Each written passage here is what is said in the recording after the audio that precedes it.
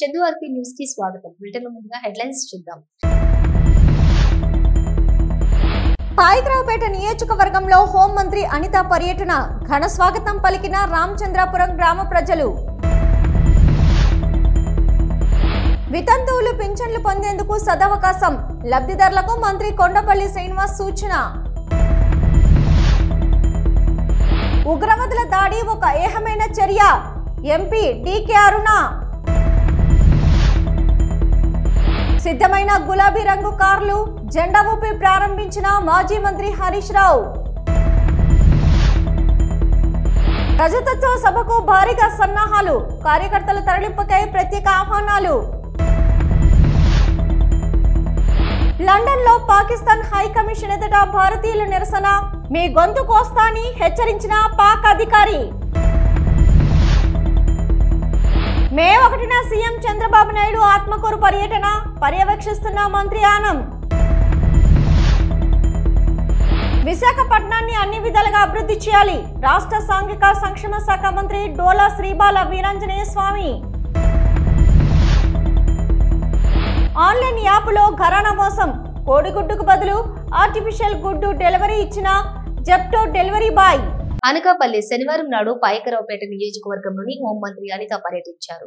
కోట ఊరట్ల మండలం రామచంద్రపురం గ్రామంలో దుర్గా గాయత్రి దేవి అమ్మవారిని దర్శించుకున్న హోంమంత్రి అనితకు గ్రామస్తులు ఘనంగా స్వాగతం పలికారు. పందూరు గ్రామంలోని 5,75 లక్షల నిధులతో నిర్మిస్తున్న బ్రిడ్జిని శంకుస్థాపన చేశారు. గత కొన్ని సంవత్సరాలుగా బ్రిడ్జి లేక పందూరు, పాత గట్టివాడ, ములగలలోవ గ్రామాల ప్రజలు ఇబ్బంది పడుతున్నారు. పందూరు బ్రిడ్జికి శంకుస్థాపన చేయడంతో హోంమంత్రి అనితకు 3 గ్రామాల ప్రజలు ధన్యవాదాలు తెలిపారు. తర్వాత నక్కపల్లిలోని మత్స్యకార భరోసా వృత్తి పంపిణీ చేశారు.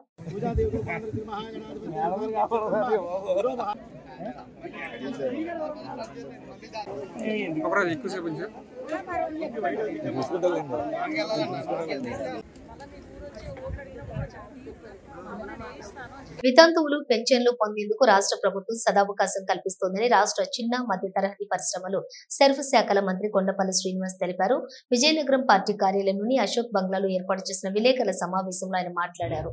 ఎన్టీఆర్ భరోసా పెన్షన్దారుడు చనిపోతే వెంటనే అతని భార్యకు వితంతు పెన్షన్ మంజూరు అయ్యేలా ప్రభుత్వం దరఖాస్తు చేసుకునేందుకు అవకాశం కల్పించిందని తెలిపారు. దీనివల్ల 89,788 మంది లబ్ధి పొందుతున్నారని తెలిపారు. మే 1వ తేదీన రాష్ట్ర వ్యాప్తంగా 50 MSME పార్కులను ప్రారంభిస్తామని తెలిపారు.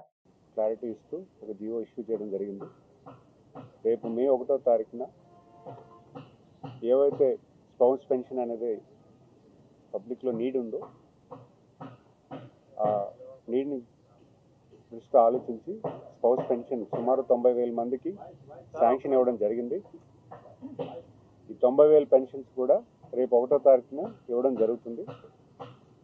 మరి గత పాలకుల్లో హస్బెండ్ చనిపోతే పెన్షన్ అనేది వైఫ్కి రావడం అనడానికి సుమారు 6 నెలలు, సంవత్సర కాలం పాటు వెయిట్ చేయాల్సిన పరిస్థితి ఉండింది. మరి దాన్ని ఆ సిచ్యువేషన్ ఉండకూడదు. ఎందుకంటే ఓల్డ్ ఏజ్ పెన్షన్లో ఒక పెన్షన్దారుడు కాలం చేస్తే స్వర్గస్థులు అవుతే వైఫ్కి రావాలంటే ఆ 6 నెలలు వెయిట్ చేసి వాళ్ళకి ఇబ్బంది పడే పరిస్థితి ఉండకూడదని ఈరోజు హస్బెండ్ చనిపోతే స్పౌస్ పెన్షన్ వెంటనే వైఫ్కి అంటే భార్యకి వచ్చేలాగా ఒక కార్యాచరణ చేయడం జరిగింది. దాని నిమిత్తమే మన నవంబర్ 1న ఇవ్వడం జరిగింది. అయితే సుమారు ఇప్పటికే 30,000 మందికి ఆల్రెడీ పెన్షన్స్ ఇవ్వడం జరుగుతుంది, స్పౌస్ పెన్షన్ ఇవ్వడం జరుగుతుంది. మరి రేపు 1వ తారీఖున ఇంకా పెండింగ్ ఉన్నటువంటి 90,000 కూడా గౌరవ ముఖ్యమంత్రి వారు మంజూరు చేసి అవి శాంక్షన్ చేసి ఇవ్వడం జరుగుతుంది.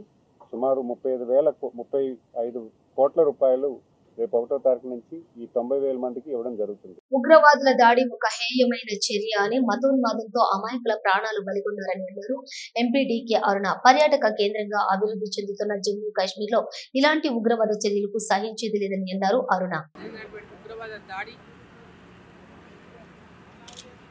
ఒక హేయమైనటువంటి నీచమైనటువంటి దాడి అది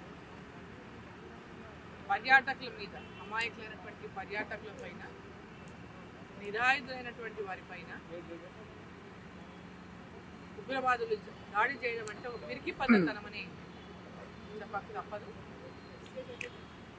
వాళ్ళు పర్యాటకులంతా ఈరోజు కాశ్మీర్లో మంచిగా పెద్ద ఎత్తున పర్యాటక కేంద్రంగా ఈరోజు రూపుదిద్దుకోబడ్డటువంటి కాశ్మీర్లో 370 ఆర్టికల్ రద్దు తర్వాత రోజు రోజుకి అక్కడ పెద్ద ఎత్తున టూరిజం పుంజుకుంది. దేశ విదేశాల నుంచి కూడా పెద్ద ఎత్తున కాశ్మీర్ ప్రాంతానికి టూరిస్టులు వస్తూ ఉన్నారు. ముఖ్యంగా సమ్మర్లో, వేసవి కాలంలో స్విట్జర్లాండ్ రోజు కాశ్మీర్ భాగం భారత్లో నరేంద్ర మోదీ గారి ప్రభుత్వం ఎన్నికల కంటే ముందు 370 ఆర్టికల్ని రద్దు చేస్తామనే ఎన్నికలకు పోయింది. ప్రజలకు ఇచ్చిన హామీని నిలబెట్టుకుంటూ 370 ఆర్టికల్ని రద్దు చేసింది. రద్దు చేసిన తర్వాత అక్కడ నెలకొంటున్నటువంటి పరిస్థితులే కానీ, డెవలప్మెంటే కానీ, టూరిజం యొక్క అభివృద్ధే కానీ, పెద్ద ఎత్తున పర్యాటకుల యొక్క పర్యటనలే కానీ, ఇవన్నీ కూడా కాశ్మీర్ ప్రాంతంలో పెద్ద ఎత్తున అక్కడ ఉన్నటువంటి లోకల్స్కి అంతా కూడా అంతకుముందు వాళ్ళకి ఎలాంటి ఉపాధి కూడా ఉండేది కాదు. కాశ్మీర్లో అక్కడ ఇక్కడ అనేక సందర్భాలు జరుగుతున్నటువంటి దాడులకు అక్కడ ఉపాధి కూడా వాళ్ళకు దొరికేది కాదు. ఒక్కొక్కరికి అక్కడ ఉన్నటువంటి కొంతమంది ఉగ్రవాదులు లోకల్గా పిల్లలకు, లోకల్గా ఉన్నటువంటి వాళ్ళకు 500 అదే ఇచ్చి రాళ్ళు వేపించడము, అట్లాంటి పనులు చేసేటటువంటి వాళ్ళు. ఈరోజు పెద్ద ఎత్తున పర్యాటకులు రావడం ప్రారంభించిన తర్వాత భారతీయ జనతా పార్టీ 370 ఆర్టికల్ని రద్దు చేసి అక్కడ ఎన్నికలు నిర్వహించి ఒక ప్రభుత్వం ఏర్పాటయ్యి ప్రజలందరికీ కూడా డెవలప్మెంట్ అనేటటువంటి ఒక ఆలోచన కలిగించి పెద్ద ఎత్తున అభివృద్ధి చేస్తున్నటువంటి తరుణంలో ఈరోజు కాశ్మీరే కాదు భారతదేశం అంతా కూడా ఈరోజు ఒక ప్రశాంతమైనటువంటి వాతావరణంలో కాశ్మీర్ అభివృద్ధి చెందుతూ ఉంటే, కాశ్మీర్కి దేశ విదేశాల నుంచి పర్యాటకులు వస్తూ ఉంటే చూసి జీర్ణించుకోలేనటువంటి పాకిస్తానీలు ఈరోజు ఈ ఉగ్రవాదుల దాడులను జరిపించి ఈ ప్రాంతంలో మళ్ళీ ఎవరు పర్యాటకులు రాకూడదు, ఈ ప్రాంతానికి వస్తే భయపడాలనేటువంటి ఒక భయాన్ని సృష్టించే విధంగా వాళ్ళు చేసినటువంటి దాడి. మేడ్చల్ జిల్లా గట్కేసర్ పోలీస్ స్టేషన్ పరిధి విబిఐటి కళాశాలలో విద్యార్థులు అసభ్యకర ఫోటోలు తీసి సోషల్ మీడియాలో పెట్టారు. వార్డెన్, హాస్టల్ విద్యార్థినులు షార్ట్ వేసుకుని ఉండగా ఫోటోలు తీసిన వార్డెన్ వాటిని సోషల్ మీడియాలో పొందుపరచడంతో అవి కాస్త వైరల్ గా మారాయి. దీంతో కళాశాల గేట్ ముందు వార్డెన్ ను అరెస్ట్ చేయాలని ఆందోళన చేపట్టారు విద్యార్థులు. 15 మంది విద్యార్థులను హాస్టల్లో బంధించి ఉంచి యాజమాన్యం కేసు నమోదు చేసుకుని దర్యాప్తు చేస్తున్నారు పోలీసులు.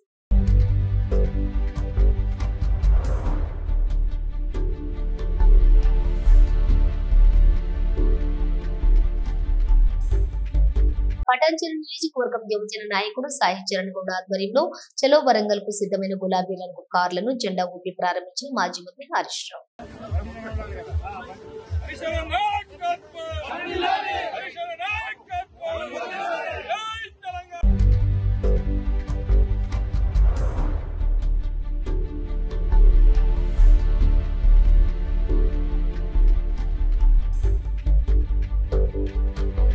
టీఆర్ఎస్ ఆవిర్భావం నుంచి 25 ఏళ్లు అవుతున్నటువంటి సందర్భంగా ఆదివారం రజతోత్సవ సభకు భారీగా సన్నాహాలు జరుగుతున్నాయి. కార్యకర్తల తరలింపుకై ప్రత్యేక ఆహ్వానాలు అందిస్తున్నారు.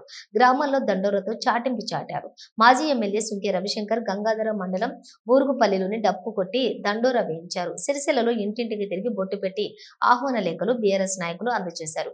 కరీంనగర్ నుంచి ఎల్కతుర్తి వరకు దారి పొడవున స్వాగతం తోరణాలు, గులాబీ జెండాలతోటి పార్టీ నాయకులు నింపేశారు. నెంబర్ 7 పాకిస్తాన్ కు వ్యతిరేకంగా కాశ్మీర్లోని పహల్గాంలోని హిందువులపై ఉగ్రవాదులు జరిపినటువంటి కాల్పులకు వ్యతిరేకంగా ఆ యొక్క దాడిని ఖండిస్తూ ఈ రోజు కొత్తగూడెంలో భారీ ఎత్తున హిందూ సమాజం ఓల్డ్ డిపో నుంచి ర్యాలీ మొదలుకొని గణేష్ టెంపుల్, రైతు బజార్, సూపర్ బజార్ వద్ద మానవహారం నిర్వహించి బస్టాండ్ మీదుగా పోస్ట్ ఆఫీసర్ సెంటర్ వరకు నిర్వహించడం జరిగింది. ఈ కార్యక్రమంలోని భారీ ఎత్తున నినాదాలు చేస్తూ సెక్యులర్ ముసుగులో హిందువులను అణచివేస్తున్నారు అంటూ ప్లకార్డులతోటి పెద్ద బజారు, చిన్న బజారు వ్యాపారస్తులు అధిక సంఖ్యలో పాల్గొన్నారు. తేదీ 27/4/2025 ఆదివారం రోజున భారత రాష్ట్ర సమితి పార్టీ 25వ రజతోత్సవ కార్యక్రమానికి వరంగల్లో ఎలగదుర్తి దగ్గర భారీ బహిరంగ సభ ఏర్పాటు చేసిండ్రు.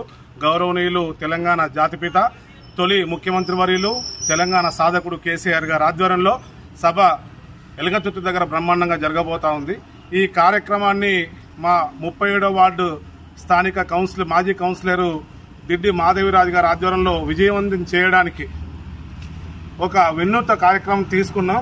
ఆ కార్యక్రమంలో భాగంగా మన ఇంటి పార్టీ బీఆర్ఎస్ పార్టీ రజతోత్సవ సభకు ఆహ్వాన పత్రిక అని చెప్పని ఒక కార్యక్రమాన్ని రూపొందించి ఈ కార్యక్రమాన్ని ఈరోజు భారత రాష్ట్ర సమితి పార్టీ రాష్ట్ర కార్యదర్శి గౌరవనీయులు పెద్దలు శ్రీ గూడూరు ప్రవీణ్ గారి సారథ్యంలో స్థానిక కౌన్సిలర్ దిడ్డి మాధవిరాజు గారి ఆధ్వర్యంలో ఈ కార్యక్రమాన్ని మా వార్డు అధ్యక్షులు వేముల శ్రీనివాస్ గారు, ప్రధాన కార్యదర్శి కూరపటి భూమేష్ గారి ఆధ్వర్యంలో ఈ కార్యక్రమాన్ని నిర్వహిస్తూ ఉన్నాం.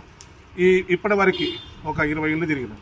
ఈ 20 ఇళ్లలో వచ్చిన స్పందన, మేము వ్యక్తిగతంగా వస్తాము, పార్టీ ప్రభుత్వంలో ఉన్నప్పుడు మేము ఎన్ని రకాల లబ్ధి పొందినమో మాకు తెలుసు, ఇప్పుడు ఏదైతే గత 16 నెలలుగా మేము ఎన్ని బాధలు అనుభవిస్తున్నామో అని చెప్పి వాళ్ళే చెప్తా ఉన్నారు. స్వచ్ఛందంగా మీరు మాకేమైనా వెహికల్ ప్రొవైడ్ చేయండి, మేమే వస్తాం, లేకపోతే మా వెహికల్ తీసుకొని మేమే వస్తాం అని చెప్పని ప్రజల దగ్గర నుంచి అనూహ్య స్పందన లభిస్తూ ఉంది. ఈ కార్యక్రమం మొత్తం కూడా ఈ 2 రోజుల్లో మా వార్డు మొత్తం ఇంటింటికి బొట్టు పెట్టి కార్యక్రమం, ప్రతి ఒక్క ఇంటికి ఒక పత్రిక, మనం లగ్గాలు చేసుకుంటాం, కార్యక్రమాలు చేసుకుంటాం. ఎట్లయితే కార్యక్రమాలు నిర్వహిస్తూ ఉన్నామో ఇది మా బీఆర్ఎస్ పార్టీ, భారత రాష్ట్ర సమితి పార్టీకి ఒక పండుగ. అంటే ప్రతి సంవత్సరం మనం బర్త్డేలు జరుపుకుంటాం, పెళ్లి రోజులు జరుపుకుంటాం. ఎట్లయితే కార్యక్రమం నిర్వహణ జరుగుతూ ఉంటుందో అదే ప్రకారంగా భారత రాష్ట్ర సమితి పార్టీ 24 సంవత్సరాల క్రితం ఆవిర్భవించి 25వ సంవత్సరాలకు అడుగుపెడుతున్న సందర్భంగా మా బీఆర్ఎస్ పార్టీ కుటుంబ సభ్యులందరినీ కూడా స్వచ్ఛందంగా రావాలని చెప్పని ఈ కార్యక్రమాన్ని విజయవంతం చేయాలని పెద్దలు గౌరవులు కేసీఆర్ చెప్పే మాటను విని మనం పడుతున్న ఇబ్బందులు మళ్ళొకసారి తెచ్చుకోకుండా భవిష్యత్తు నిర్ణయాలు మంచిగా తీసుకోవాలని చెప్పిన కార్యక్రమం ఉద్దేశించి ఈరోజు ఆహ్వాన పత్రిక ఇంటికి పంచుతా ఉన్నాం. ప్రజల దగ్గర నుంచి మంచి స్పందన వస్తూ ఉంది. జై తెలంగాణ. పహల్గామ్ ఉగ్రదాడి నేపథ్యంలో లండన్ లోని పాకిస్తాన్ హైకమిషన్ ఎదుట భారతీయులు ఇవాళ నిరసన చేపట్టారు. ఈ సమయంలో అక్కడున్నటువంటి పాక్ ఆర్మీ అధికారి తైమూర్ రాహత్ ఇండియన్స్ ని మరింత రెచ్చగొట్టారు. మీ గొంతు కోస్తా అని సంచలనం చేస్తూ వార్నింగ్ ఇచ్చారు. ఓ అధికారి ఇలా బహిరంగంగా రెచ్చిపోవడంపై భారతీయులు ఆగ్రహం వ్యక్తం చేస్తున్నారు.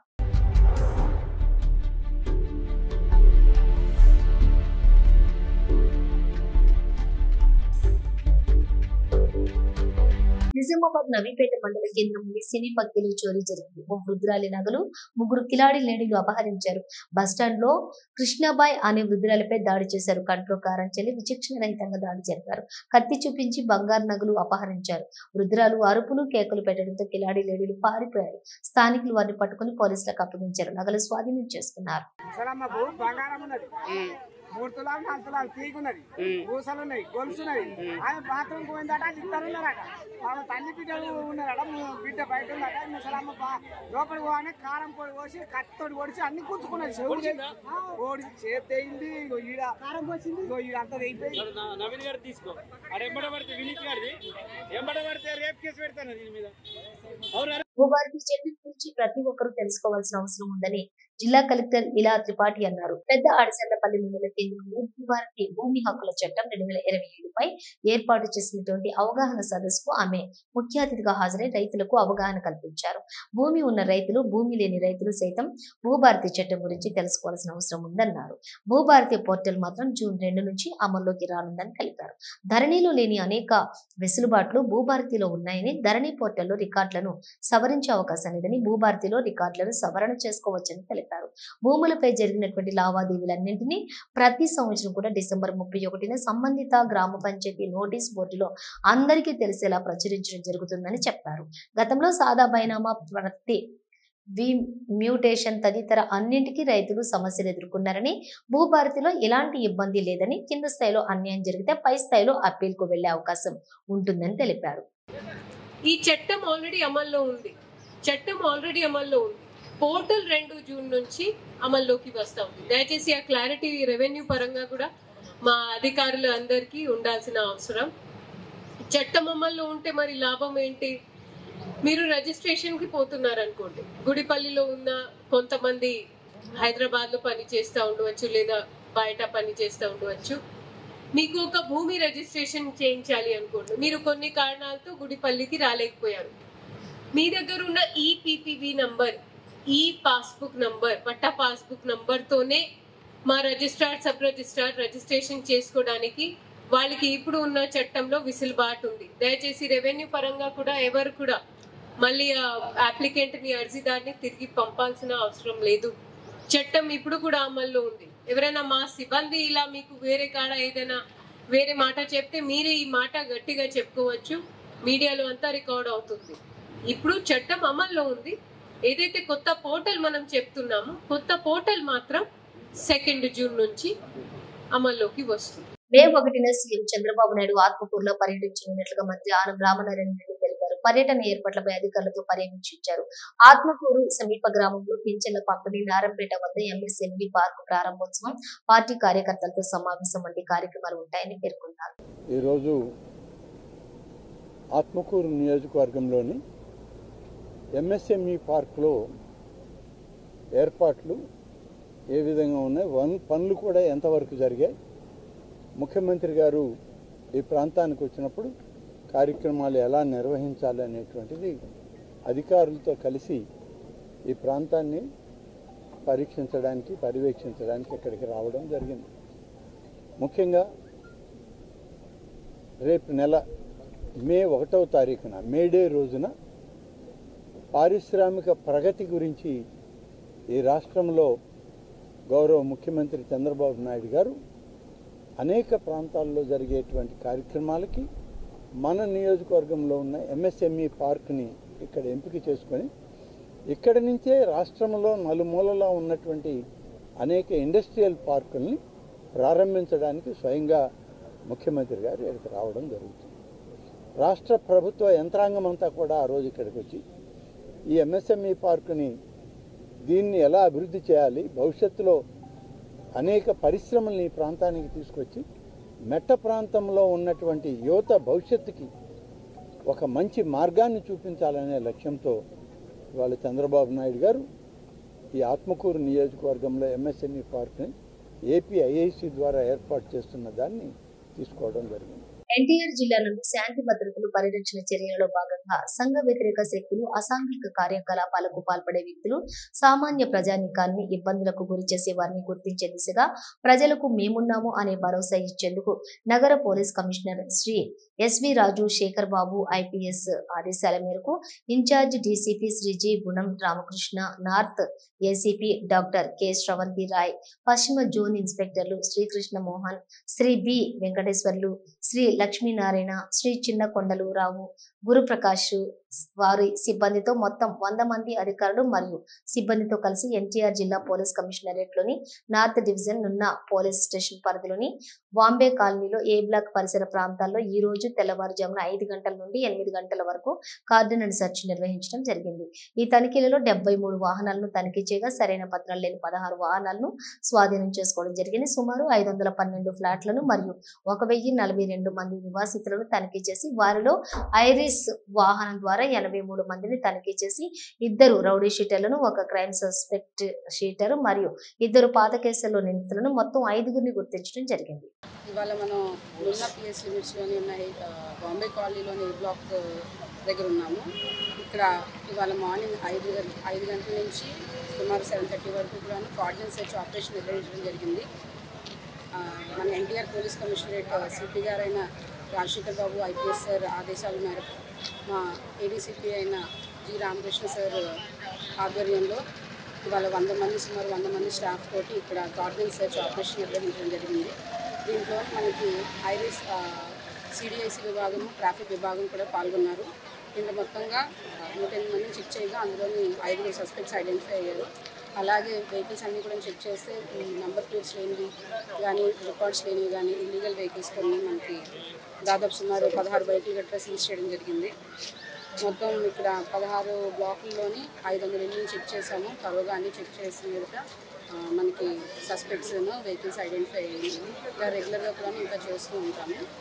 ఇప్పుడు మనకి రెగ్యులర్గా సిటీలోని కార్డినెన్స్ సెర్చ్ ఆపరేషన్స్ అంతా కూడా విస్తృతంగా నిర్వహించడం జరుగుతుంది. అందులో భాగంగా లాస్ట్ వీక్ మనం వెస్ట్లో చేశారు మా డివిజన్లో, మా జోన్లో. అలాగే ఇప్పుడు నిన్న ప్లేస్ లిమిట్స్లో చేస్తున్నాము. అలాగే నెక్స్ట్ వీక్లో ఇంకా ప్లేస్ లిమిట్స్లో నిర్వహించడం జరుగుతుంది.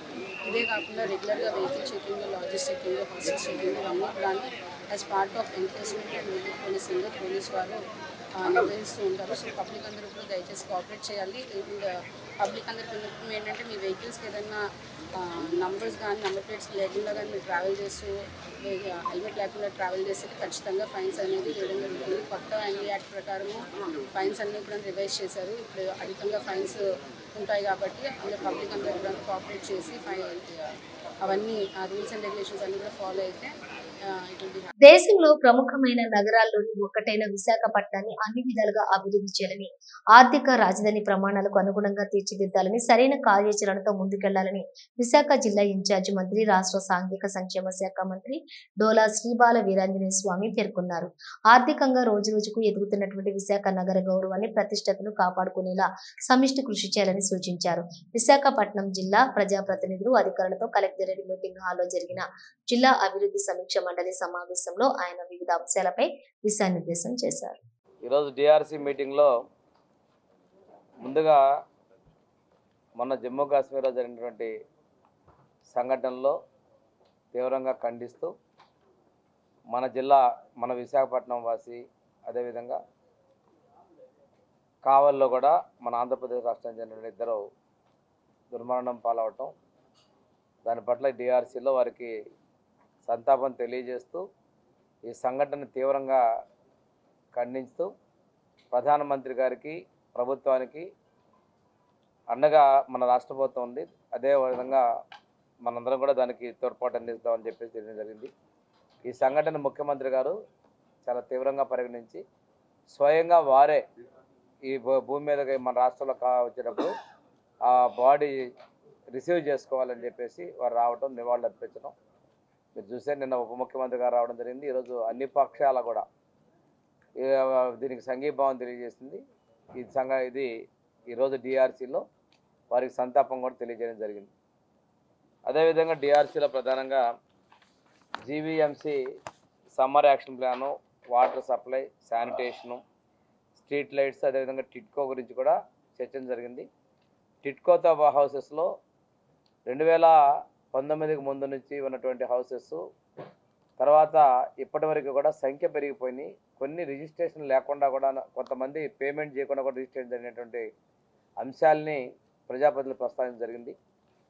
ఈ టిట్కో అదేవిధంగా విఎంఆర్డి మాస్టర్ ప్లాన్ మీద ప్రత్యేకంగా మే నెలలో ఒక సమావేశం ఏర్పాటు చేయాలని కూడా పూర్తి స్థాయిలో చర్చించాలని కూడా దానిలో నిర్ణయం తీసుకోవడం జరిగింది. ప్రగతి నగర్ లో నివసిస్తున్న లక్ష్మీనారాయణ అనే వ్యక్తి కోడిగుడ్లు తినాలనే ఆశతో జెప్టో ఆన్లైన్ యాప్ లోని ఆర్డర్ పెట్టారు. ఆర్డర్ తీసుకున్న వ్యక్తి అది ఓపెన్ చేసి చూడగా ఒక్కసారిగా అవాక్కయ్యాడు. పార్సిల్ ఓపెన్ చేసి చూస్తే అందులో ఆర్టిఫిషియల్ కోడిగుడ్లు దర్శనమిచ్చాయి. తీరా అవి ఉడకబెట్టి చూస్తే అందులో రబ్బర్ బాల్స్ కనిపించాయి.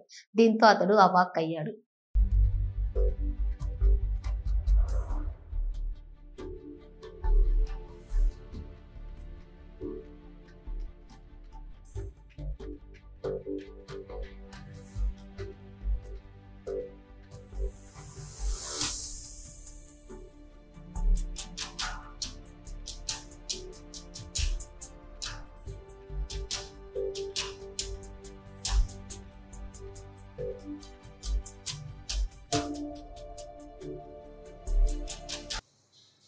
తీసిన 40 మొత్తం 40 లేదు ఇంకా తిన్నా ఒకటి కసకసాలు అవుతాయి.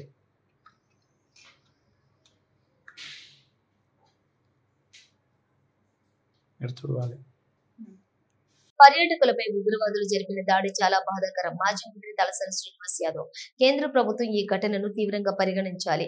భవిష్యత్తులో ఇలాంటి దాడులకు అవకాశం లేకుండా కఠిన చర్యలు తీసుకోవాలి. కేంద్ర ప్రభుత్వం తీసుకునే చర్యలకు తమ పార్టీ సంపూర్ణ మద్దతు తెలుపుతుంది. జీహెచ్ఎంసీ పరిధిలోని నియోజకవర్గాల వారీగా సమీక్ష నిర్వహించిన తలసాని శ్రీనివాస్ యాదవ్ 27న వరంగల్ జిల్లా ఎల్కతుర్తిలోని బీఆర్ఎస్ పార్టీ చారిత్రాత్మక సభ జరుగుతుంది. తెలంగాణ రాష్ట్ర సాధన కోసం పార్టీ పుట్టి 25 సంవత్సరాలు పూర్తవుతుంది.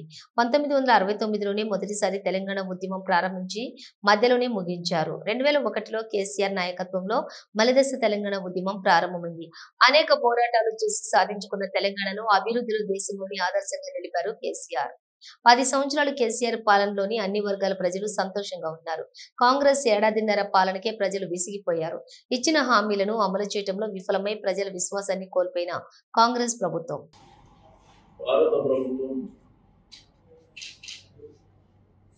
నిన్న అఖిల పక్షంలో కానివ్వండి, రెండోది జరిగిన వెంటనే మరి వారి యొక్క రియాక్షన్ కానివ్వండి, మేము మా సంపూర్ణమైనటువంటి మద్దతు ప్రకటిస్తున్నాం. పార్టీ పరంగా మన దేశం మీద జరిగినటువంటి దాడికి తీవ్రంగా పరిగణించవలసినటువంటి అవసరం ఉన్నది.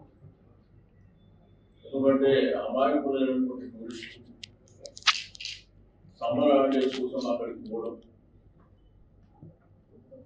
దగ్గర 26-27 మంది ఆ ఉగ్రవాద దాడిలో మరణించడం, చాలా మంది ఇంజూర్ కూడా కావడం చాలా బాధాకరమైనటువంటి అంశం. తప్పకుండా మరి కేంద్ర ప్రభుత్వం విషయాన్ని కాశ్మీర్ పహల్గాం బైసారన్ మైదానంలోని అమాయక పర్యాటకులను దారుణంగా హత్య చేసిన ఉగ్రవాదులను కఠినంగా శిక్షించాలని భువనగిరి పట్టణంలోని బాబు జగజ్జీవన్ రామ్ విగ్రహం వద్ద నుండి అంబేద్కర్ విగ్రహం వరకు ముస్లిం సంఘాల ఆధ్వర్యంలో కొవ్వొత్తుల ర్యాలీ నిర్వహించడం జరిగింది. ఈ సందర్భంగా మత పెద్దలు మౌలానా ఫెరోజ్, నాయకులు అతాహర్, ప్రమోద్ కుమార్, అవేజ్ చిస్టి, రహీం అడ్వకేట్ మాట్లాడుతూ జమ్మూ కాశ్మీర్ రాష్ట్రంలోని పహల్గాం పచ్చటి బైసారన్ మైదానంలో ఆహ్లాదకరమైన అనుభూతికి వెళ్లిన పర్యాటకులపై మంగళవారం ఉగ్రవాదులు పాశవికంగా కాల్పులు జరిపి అమాయక ప్రజలను దారుణంగా హత్య చేసిన సంఘటన ఉగ్రవాదుల క్రూరత్వానికి నిదర్శనమని తీవ్ర ఆవేదన వ్యక్తం చేశారు. ఈ ఘటనలోని అమరులైన మరియు గాయపడ్డ వారికి సంఘీభావంగా ముస్లింలు ఉగ్రదాడిని తీవ్రంగా ఖండించారు. ఇది మానవత్వంపై జరిగిన దాడి అని, ఇలాంటి అమానుష చర్యలు కేవలం రాక్షసులు చేయగలరని మండిపడ్డారు. దాడి చేసిన వారిపై కేంద్ర ప్రభుత్వం కఠినంగా చర్యలు తీసుకోవాలని డిమాండ్ చేశారు. జమ్మూ కాశ్మీర్లో పహల్గాంలో జరిగినటువంటి ఉగ్రదాడి ఏహ్యమైన చర్య. దీన్ని తీవ్రంగా ఖండిస్తున్నాం. ఇక్కడ ఉన్న ముస్లింలు, భువనగిరిలో ఉన్నటువంటి ముస్లింలందరూ కూడా ఏకమై ఈరోజు క్యాండిల్ ర్యాలీ నిర్వహించుకుంటూ వారికి నివాళులు అర్పిస్తూ ఈరోజు జరుగుతున్నటువంటి దేశంలో ఒక అనిశ్చితిని నెలకొల్పాలని ఒక ప్రేరేపితమైనటువంటి ఉగ్రవాద చర్య, ఇది ఏహ్యమైన చర్య. అది కాకుండా ఇటువంటి సమయంలో రాజకీయాలకు అతీతంగా, మతాలకు అతీతంగా, కులాలకు అతీతంగా అందరూ కూడా ఏకం కావాల్సిన అవసరం ఉంది తప్ప ఇక్కడ ఎవరెవరో ఏ మతమో ఏ కులమో తీవ్రవాదానికి కానివ్వండి, ఉగ్రవాదానికి కానివ్వండి, ఎలాంటి మతాలు ఉండవు, కులాలు ఉండవు. వాళ్ళ చర్యలు ఏవైతున్నాయో ఖండించాలి. వాళ్ళపైన తీవ్రంగా ఒత్తిడి తీసుకొచ్చి అతి త్వరలోనే పుల్గాంలో జరిగినటువంటి కానివ్వండి, పహల్గాంలో జరిగినటువంటి కానివ్వండి, పుల్వామాలో జరిగినటువంటి ఈ దాడిని, అక్కడ ఉన్న దోషుల్ని కఠినంగా శిక్షించాలి. దీన్ని తీవ్రంగా ఖండిస్తున్నాం. ఇవి బ్రిటన్ విశేషాలు. మరో బులెటిన్తో మళ్ళీ కలుద్దాం. అంతవరకు చూస్తూనే ఉండండి న్యూస్.